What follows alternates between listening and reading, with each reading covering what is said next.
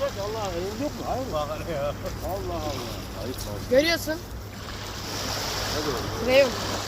Abi bugün balık yakalayamadık ama Usami'nin reklamını yapmak istiyorum. Çek benimle beraber. Usami görüyorsunuz bak. Usami şöyle su üstü. Usami ile güzel bir tral. Aynı zamanda ıslandık.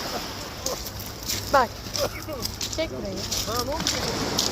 Kudeller mi dersin? Herhalde halife. İstaritler mi dersin? Turna mı dersin? Çek. Çupra da var. Usami'nin reklamını yapma zamanı. Şimdi Usami. Senin reklamını yapıyorum.